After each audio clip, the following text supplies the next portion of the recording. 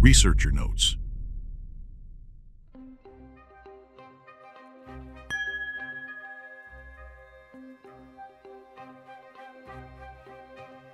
When I was about 8 years old, we often gathered at the playground near the house. There were bars of different heights, from the lowest ones for kids to the tallest ones where the older kids could pull themselves up. That day we were playing catch-up, and the playground was our favorite place to play. To pass the lowest bar, you had to bend a bit, but no one paid much attention to such trifles, because the main thing is to run away. And here I was, running with all my legs, trying to get away from my pursuers. Forgetting everything around me, I was rushing forward, thinking of nothing but how to get away as fast as possible. Suddenly, as if an invisible force pushed me down, forcing me to bend sharply. It happened so quickly that I didn't even have time to realize what had happened. Only then, as I passed under the lowest stile, did I stop and turn around. My heart was pounding, and my legs were shaking with fear and surprise. What was that? I stood there, looking at the bar that literally went over my head, and realized that I could have hit myself hard if it hadn't been for this strange force that helped me avoid the collision. I was only 8 years old at the time, but that moment is forever etched in my memory. Many times since then, I have wondered what it was. Who helped me avoid injury back then? Maybe it was just an accident, but the sensation was so strong that it was impossible to ignore it. Years have passed. I'm 42 now, but I still remember that day as if it were yesterday. Every time I remember that story, I think about what might have happened if I had run into that tourniquet at full speed. It may have been simple luck, but back then, as a child, that event made me think about many things that remain a mystery to this day.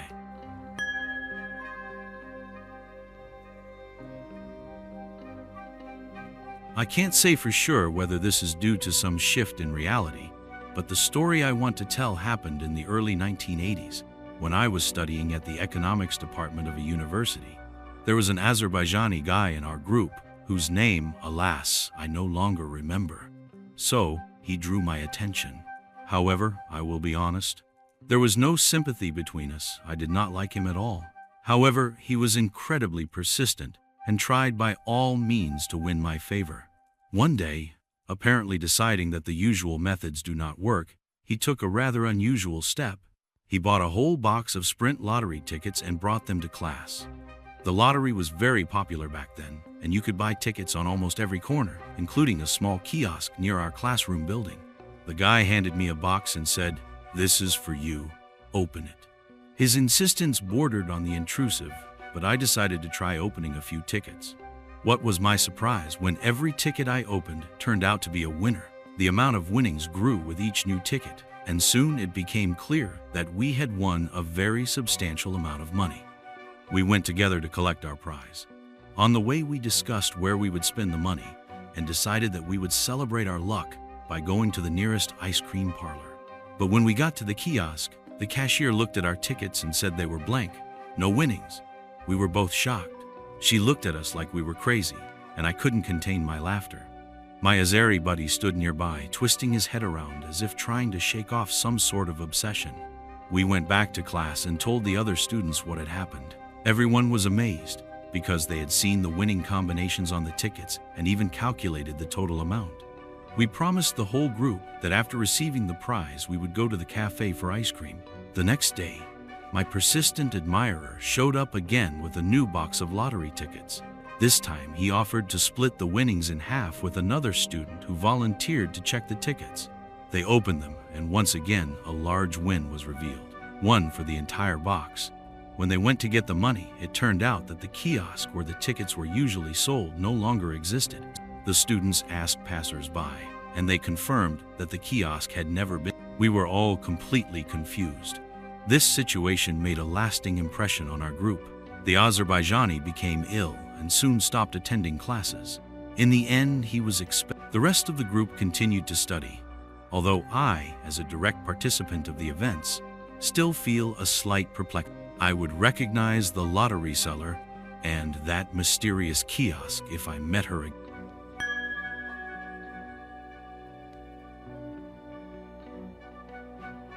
Last fall, our family moved to the country to start a new life. We started renovating the house right away, and our son helped us. The work was in full swing even after the New Year holidays. One late evening, when the clock struck well past midnight, I had already gone to bed. But then my son woke me up with the news that there was an old woman wandering in our vegetable garden.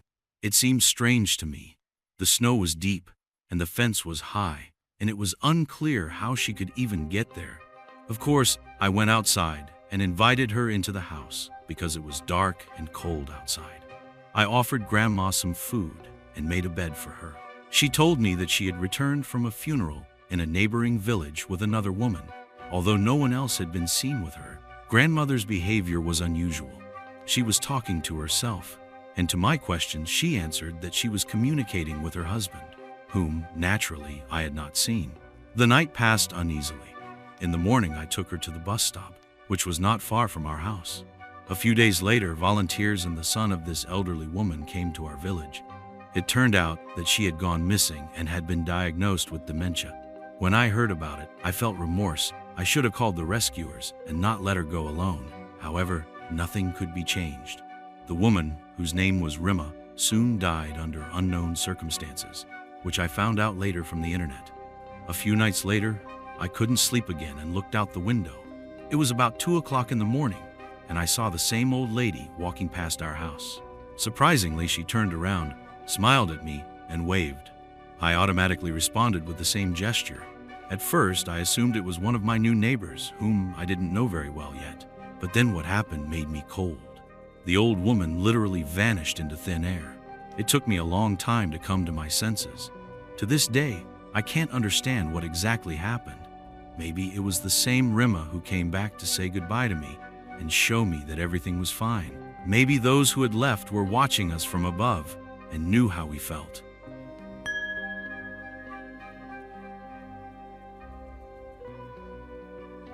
It happened about 15 years ago. That evening, I accidentally turned on the television and stumbled upon the program What, Where, When? To be honest, I never considered myself to be particularly erudite, so I watched the program more for background than to actively participate. Just for the sake of interest, after the experts received another question, I decided to try to give the answer with the first thought that came into my head. The question was about the contents of the black box, but I no longer remember the exact wording. I just chose the first option that popped into my mind and said to myself, "There's a glass of water in there." Imagine my amazement when it turned out that there was indeed a glass of water in the black box. It was so unexpected that I was even a little scared. Deciding to test my luck, I waited for the next question and again gave the answer at random. And again, bingo, my answer was correct. It was not just surprising but downright frightening. I tried to explain what was happening by saying that my brain was somehow selecting the most likely answers. But how could I know that? After all, the answers were given completely at random.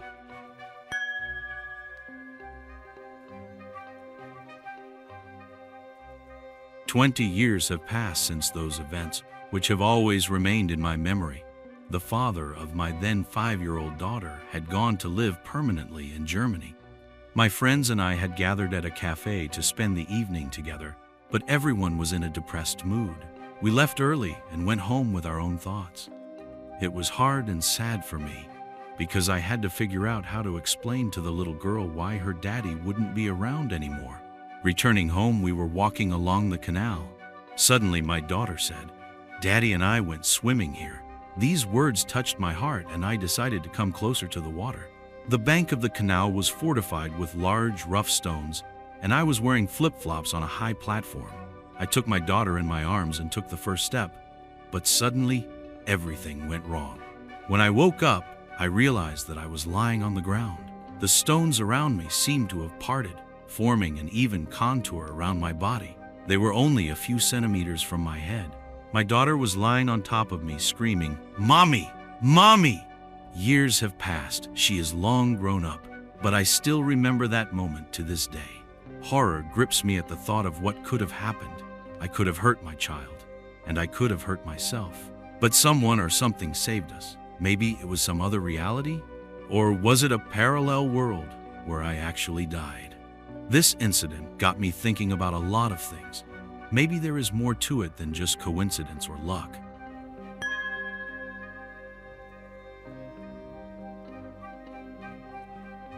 New Year is a special holiday, always associated with pleasant expectations and joyful bustle. And that time, when the whole family gathered together, the house was filled with the anticipation of the holiday. The table was set, the dishes were ready, and most importantly, a bottle of good champagne took its place of honor. Champagne in those days was a real deficit. All the preparations are finished, the guests are about to arrive, and suddenly someone offers to cool the bottle. It was decided to put it right outside the house, in a big snowdrift, which was not far from the porch. The neck of the bottle was left in plain sight, so that it would be easy to find it later. Time was passing, the long-awaited chimes were approaching. There wasn't much time left, and everyone began to prepare to go outside and fetch the chilled champagne. But when they opened the door, they found that the bottle was gone. It wasn't in the snowdrift or nearby.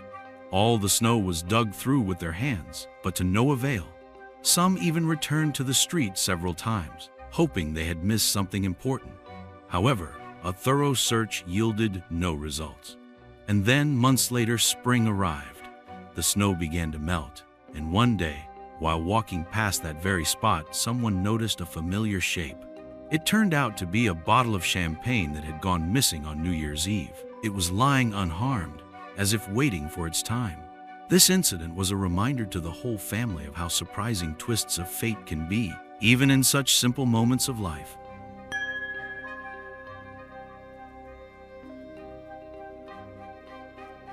I want to share with you a story that I experienced myself. It happened in 2010, when I was doing my military service near the city of Ussurisk. There were about 2,700 soldiers in the unit, and that night our company went to the canteen for dinner. Approaching the canteen building, we stood in line, as usual, waiting for the command to go inside. Along with us, soldiers from other companies were waiting their turn, about 500 or 600 people in all. As we stood looking up, I noticed an unusual object in the sky. It looked like a classic flying saucer and was rapidly approaching us. As it stopped directly above us, it began to emit a bright blue light pointing downward. The strange thing about the situation was that no one around us uttered a sound. Everyone froze, looking at the UFO as if petrified. I was tempted to shout, "Look, aliens!" But something held me back, preventing me from uttering a word. Perhaps it was the effect of that mysterious light that was falling on us from above. Maybe it was some kind of psychotronic effect, though I can't say for sure, it's just my guess. The flying saucer hovered above us for about 20 minutes, then suddenly picked up speed and disappeared, leaving behind an inversion trail similar to what you see in movies like Star Wars. Never before had I experienced such a strong sense of dread. After dinner, back at the barracks, I tried to discuss what had happened with my coworkers, but I found that no one wanted to talk. Their answers were one-word answers. Yes, I saw something. Or silence. This behavior frightened me even more. What kind of world do we inhabit? Why does everything around us seem so mysterious and incomprehensible? After this incident, I realized that our world is not as simple as people try to make it seem. There are many secrets and lies everywhere, and sometimes it is difficult to understand where the truth ends and deceit begins.